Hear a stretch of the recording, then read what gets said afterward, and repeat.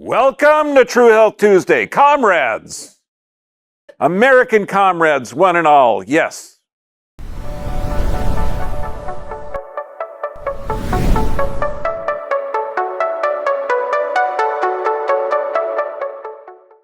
Hopefully the censors will not get this one. Okay, no, that's more German. So, a couple of things we got to share. One, on this top one, if you're on the Dr. BI VIP, you're going to be able to get it. But if not, take a screenshot of this and forward this, listen to it. It's hugely important. Gert Vanderbosch, brilliant interview, and he talks a lot about how immune system works. And he wrote an open letter to the World Health Organization that we can't really get into.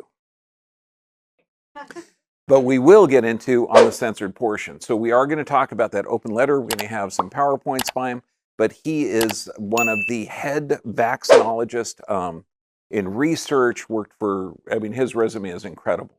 But all of this will be available, but you've got to share this information. This is vital because people's lives really depend on it. Now, go to the Dr. BVIP. This stuff will be streamed probably next week on the Extreme Health Academy. So this way, but if you have health questions, that is like ideal. This guy, Gert Vanderbosch, brilliant. Okay, think of this. Vaccine research expert. He's worked for GlaxoSmithKline in preclinical research, vaccine discovery, vaccine mechanics. So this guy is the head guy. Works for Bill and Melinda, or has worked for Bill and Melinda Gates, Novartis. He worked on the Ebola vaccine program, looking at the mechanism of how vaccine works. So this guy is brilliant. We're not going to talk about him on this venue because we can get wiped out. So this, probably the prettiest picture of a thyroid I've ever seen. Okay, I know it's computer generated, but it's kind of cool. What you're going to see are these four little dots, though. Those dots are the parathyroid. So there's a couple of things. When people talk about removing a thyroid, it's huge. It's not a benign process. Now, the thyroid produces hormones.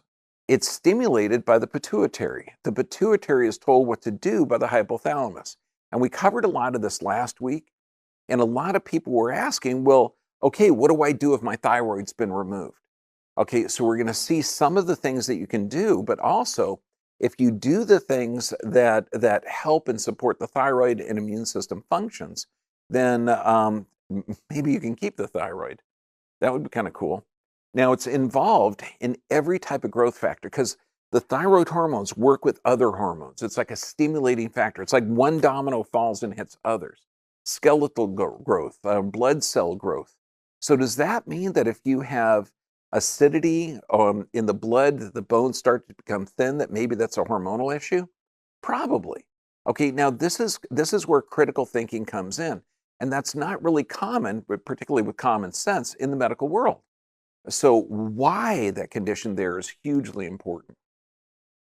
Thyroid also helps with production of prolactin. Now this means milk letdown. So does that mean if a mom is in stress, the adrenal glands could be firing and the thyroid might not be functioning as well? Absolutely.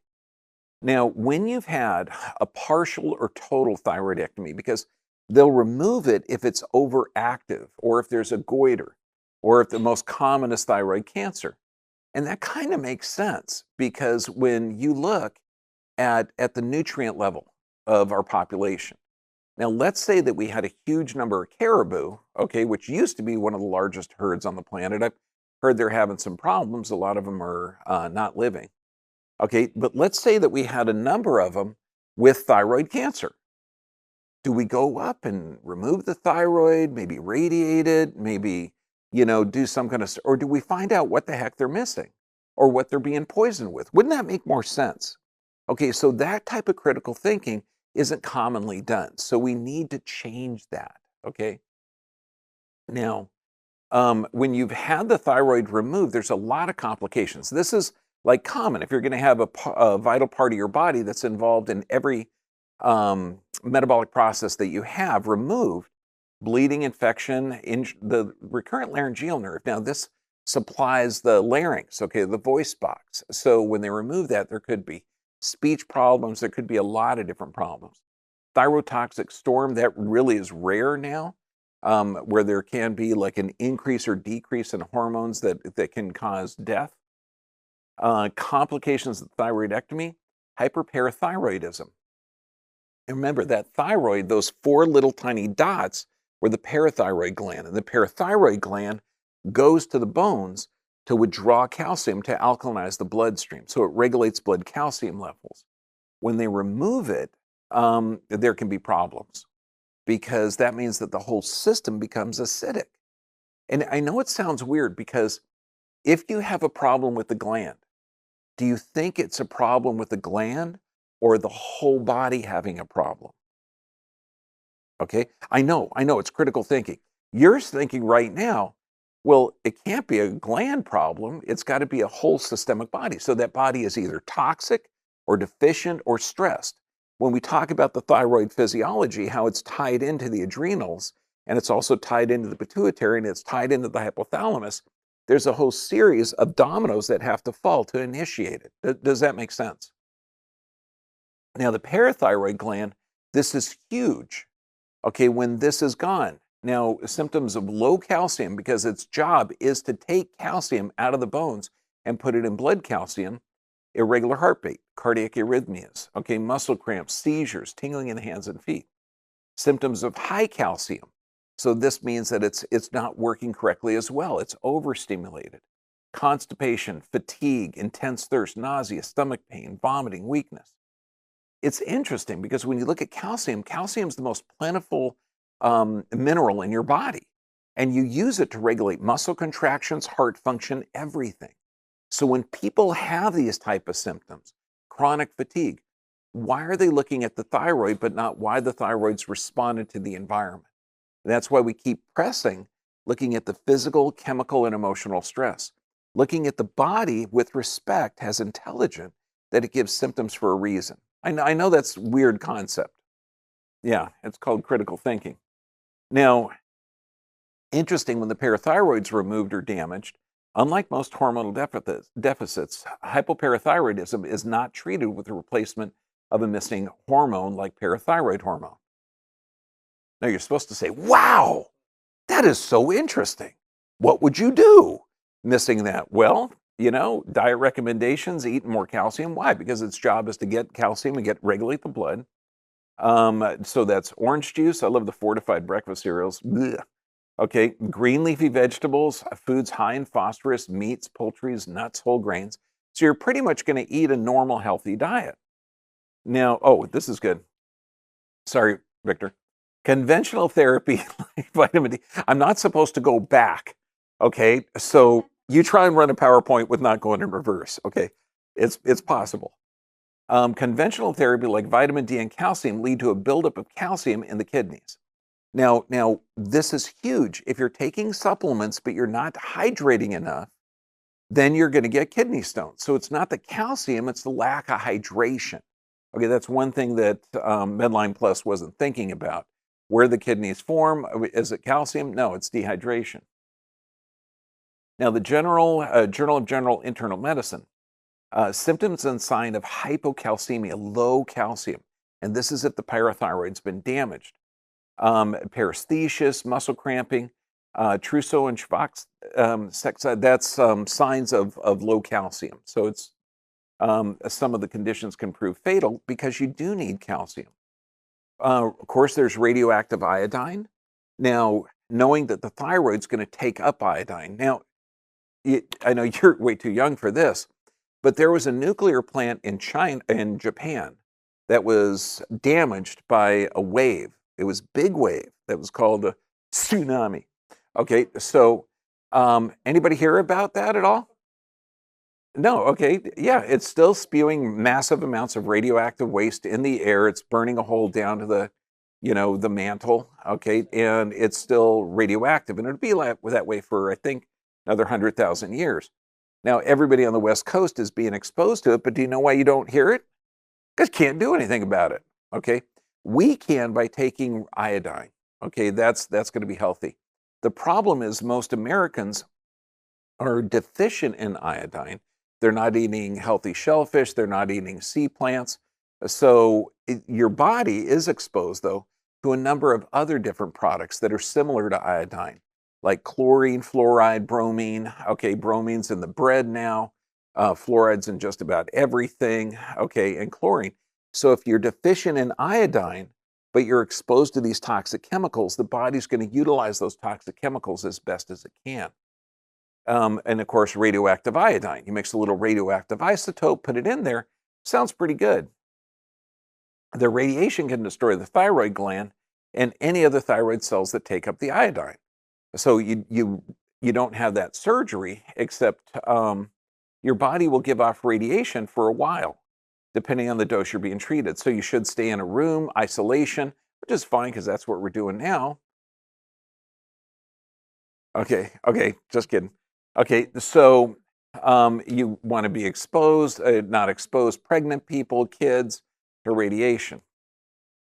Now, the side effects of the radiation, low sperm count, infertility, all the stuff that we're experiencing on the West Coast because we're getting some Fukushima. Okay, and risk of developing leukemia. Next few years, we're going to see higher rates of that. Now, the thyroidectomy, now interesting. After a thyroidectomy, the body no longer can produce thyroid hormone. So what choices do you have? You got two. Okay, now, thyroid hormone, and this is the tough part, since the thyroid regulates metabolic response, tired, fatigue. Now, when people come in, and think of this, when you're going to the doctor and you say, I'm tired, okay, I have fatigue, I have low energy, do they ask you how you're sleeping? Generally not. Okay, we have a doctor in the front row. And I love the guy. Okay, he is one of the few doctors that would actually ask you. Okay, but you go into the room, the lights are off. What are you going to do? Call the power company or check the light switch? Then you're going to check the light bulb. Okay, there's certain series of things to do. So someone says, I'm tired. Okay, how are you sleeping? Oh, like crap. I get up every time, my prostate's wrong. Okay, so yeah, well, let's solve that. Again, that's critical thinking and common sense. Fatigue, brain fog, thyroid hormone. Some patients feel less well after the thyroidectomy or the radiation ablation. No kidding. They will feel less. Now, high levels of thyroid hormone can lead to problems, irregular heartbeat over a long run. And this is, so people are going to have a lot of challenges balancing the synthetic hormones to what their needs are. Because remember, your thyroid produces the exact right amount of T4, T3, T2, calcitonin at the right time in the right dosage. I know, you're supposed to say, wow, I wish the endocrinologist knew that. Okay, so there's two basic type of hormones, fake and ground up pig. Okay, synthetic is called T4. Now, this is the tough part because when we talked about this last week, the T4, it's recognized by the hypothalamus as kind of there, but it's not really a synthetic hormone, or it's not really the hormone that the thyroid makes. Okay, and it says, which is identical to the no, it's not identical. It's not produced in the same volume at the same time with the same usage. And in fact, it can actually start to create osteoporosis. Now, there are a lot of different brand names, levothyroxine. Now, the natural one is the ground up pig thyroid. Because when you're looking at avoxothyrene or Synthroid, it's only T4. Sometimes there's going to be T4 and T3, but they're missing the calcitonin. They're missing the other hormones that the thyroid creates. Now, ground up pig thyroid, nature thyroid, armor thyroid, it's the full thing. It's a desiccated pig thyroid. Now, the desiccated pig thyroid, wait, I shouldn't say pig. Okay. It is pig. You're right, Doc. Okay, so it's been used since the 1800s. So if there has been damage or destruction of that, that is the only hormone that you should be getting. Why the endocrinologists don't pass it out like armor thyroid or nature's thyroid, I have no idea. Now, Synthroid, this is the synthetic one, and this is a tough one because a lot of times T4 is not the active version. It has to be converted to T3. Now, the T3 conversion occurs in the lungs, the liver, the intestinal tract. So if you have problems with those areas, you're not going to get the conversion. Plus, it's not real. Okay, it's something foreign. It's similar in structure, but not the same. Okay, it's kind of like a monkey compared to Dr. or Mr. Biden. Okay, well, no, they have similar DNA, okay, but one is more social, the other one locks himself in a basement. Now, you need this enzyme, okay, in order to convert it, and sometimes the enzyme will be deficient or not working. Now, why would there be an increased fracture rate with Synthroid? Think of it, because it's going to be acidic. It's not going to have the same metabolic response. Our findings provide evidence that levothyroxine treatment may increase the fragility of fractures in older people at conventional doses. Why? Well, the thyroid makes calcitonin, a hormone manufactured by the parafollicular cells. Calcitonin is involved in the calcium metabolism. T4 only medication does not contain calcitonin, so it's associated with the risk factor. So remember, it's not, you don't just take levothyroxine or Synthroid and think that, oh my gosh, my thyroid's all better now. No, there's a huge amount of problems. Now, the naturally desiccated thyroid does. So what do you do after your thyroid's been removed? Well, hopefully, years before that happens, you're not looking at a chemical solution for the symptoms you're experiencing. Imagine if we were to appreciate how the body works. Would that make sense? But if you've had your thyroid removed, then, and don't beat yourself up. You made the best decision. And sometimes, like if you had massive radiation exposure, if you had massive toxicity, it is the best choice, but for a very, very small percentage of the population. So start off, if you've had it, clear diet, clear broth. Nutrients are going to be huge. Easily swallowed foods such as steamed, juicing, blending is going to be a good start. Healthy diet is a good idea. And think of this. If you had a healthy diet, 60% fruits and vegetables, that's good for everybody. Okay, lean meat or protein-rich plants, fantastic. Healthy fats, low grains, low sugars, and you should avoid packaged, processed, toxic, GMO foods that your body has a problem changing. Okay, now goiterogenic foods, that's going to be like cruciferous vegetables, like kale, cauliflower, broccoli, but those are going to be okay if you steam them, cook them, or saute them. So you can't eat them because they're really good for you. What's mind-blowing is we've got an article up there because some doctors are saying, be careful of eating dark green leafy vegetables. They have vitamin K in there and can clot your blood. And I'm going, wow, that's just bizarre. Okay, so we have well, it's just their training isn't in nutrition. Okay, their training is in disease, identifying and categorizing symptoms into a category called disease, and then prescribing the correct chemical for that disease. They're not taught that the disease may be an adaptive process. I know. So life after a thyroidectomy, exercise. That's going to be huge. Why? Because remember, the thyroid is going to strengthen, or it's supposed to maintain the integrity of the bones. If you use the bones, that's going to strain them and that's going to build them up. So exercise, hugely important. Then the vitamins you need after a thyroidectomy, you're talking B12, D, calcium, vitamin C. B12 is found in almost every cell of the body. Now, people without a thyroid gland will have low levels of B12. So what kind of sources can you get? Beef liver, sardines, tuna, raw cottage cheese, lamb, raw milk, eggs. Why raw milk? Well, because it has healthy fats in there. Okay, this is one of those things that you require. Vitamin D with all thyroid disorders. Vitamin D regulates insulin, balances blood sugar, and affects the thyroid physiology. I don't think I can say with our comrade general censorship, in the social media comrade, okay, that they'll allow me to say that vitamin D strengthens your immune system and is vital for your thing, because you can't really say that vitamins help people. Okay, now vitamin D, the sun exposure. Hey, it's America 2021. You need sun. Okay, it's good for you. Too much is not good for you. So at this current time of the year, we're getting starting to get into the good sunlight season. But don't be afraid of it. If you burn easy or you don't have dark skin, okay, put a little coconut oil on there. It has an SPF of I think 6. Vitamin D and K2 work together. Then calcium, sources of calcium. Raw milk, I wouldn't put as the biggest one. Okay, but this is what's listed.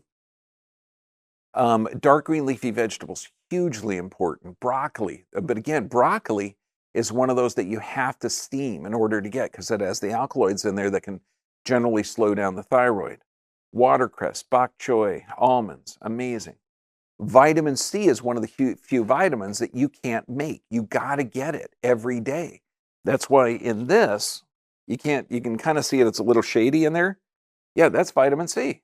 I do 10,000 milligrams of vitamin C in my water every day, so I'm drinking it all day long. It's nice. Why? Because it's an antioxidant. It's vital. And what does this say? Vitamin C deficiency along with chronic stress lead to adrenal fatigue and thyroid dysfunction. Okay, hang with me a day. I got here at around 5:30 this morning. I'm going to leave around 8:15 tonight. Okay? That'd be why you need to have vitamin C. Orange. Okay. This is kind of cool. Anybody like Fanta? Fanta orange drink? Okay. You got to try this. Okay. You get orange or Tangelos or something. Just peel it, slice, get the little sections in a bowl, put honey over it. I'm telling you, raw honey with oranges. Don't give me that look. You got to try it first. Okay. Tastes just like Fanta. Yeah, I know. I haven't had a Fanta in years, but I've smelled them. Okay. Yeah, my wife Sarah came up with that. Thank God. Okay. Vitamin A. Poor thyroid function, vitamin A deficiency. And this is huge because vitamin A is vital for lung function. So when we look at the sources, carrots, obviously, because that turns into beta carotene, which helps the lung functions. Kale, spinach, apricots. I mean, just amazing. So what do you do to protect your thyroid? Okay, you eat healthy, you avoid any toxins, give yourself the appropriate nutrients, and look at how it works. Okay, I mean, that just makes sense. When you're under stress or inflammation, you have the adrenals up high and the thyroid down low. When you've had your thyroid removed, you have to have a full desiccated thyroid, the pig thyroid, nature thyroid, or armor thyroid, in order to adapt to the environment. But then adopt healthy lifestyles too. Okay, does that make sense? That's why we put the physical, chemical, and emotional stressors. Now, I've got some references here for all the data that we have. And so that's for people that need to look it up. Now, it's hard on the live version to stop, go back, and cut and paste, but you can do that on the Dr. B VIP, and then this one will be edited down and look really pretty in about a week. Okay.